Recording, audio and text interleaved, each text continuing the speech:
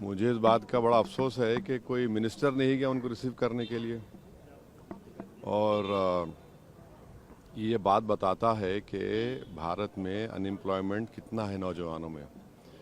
45% youth unemployed है। इसीलिए इन सब एजेंट से वो ठग दिए जाते हैं, तकालीफ उठाते हैं, 8-8, 10-10 कंट्रीज क्रॉस करके जाते हैं। तो ये तो यहाँ की सरकार को बताना पड़ेगा, मोदी सरकार को, यहाँ अनएम्प्लॉयमेंट इतना बढ़ के क्यों है। तीसरी बात यह है कि अभी भी यूएस में 2022 की प्यू रिसर्च की रिपोर्ट है, 6,75,000 भारत के नागरिक अनडॉक्यूमेंटेड इमिग्रेंट हैं और फाइनल लिस्ट में अभी 18,000 लोग हैं।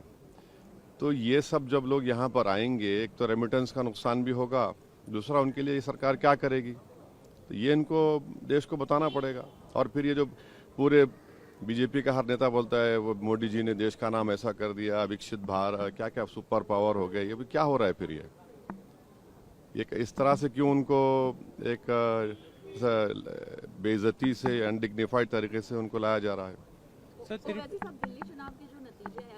नहीं, अभी मैंने इसमें नहीं मुझे छोड़ दिए। हाँ, 18 नॉन हिंदूज को तिरुपति ट्रस्ट ने निकाल दिया और उनको टेंपल एक्टिविटीज में पार्टिसिपेट नहीं करने दिया जाएगा। देखिए, यही तो तेलुगु देशम के लीडर नारा चंद्रबाबू नायडू को सोचने की ज़रूरत है कि जब वो उनकी पार्टी जॉइंट वर्किंग कमेटी में बीजेपी के इस बिल को, लाए गए बिल को सपोर्ट करती है, जिसमें मुस्लिम स्टेट वक्फ बोर्ड्स में मिनिमम 2 नॉन मुस्लिम, सेंट्रल वक्फ काउंसिल में नॉन मुस्लिम, जब आप आंध्र प्रदेश एंडोमेंट बोर्ड में और टीटीडी में कोई नॉन हिंदू मेंबर तो बन ही नहीं सकता, ना ट्रस्टी बन सकता है, एम्प्लॉयज को भी नहीं रख रहे हैं, तो फिर वही फॉलो करिए ना। यहाँ पर आप क्यों बीजेपी का सपोर्ट कर रहे हैं नारा चंद्रबाबू नायडू?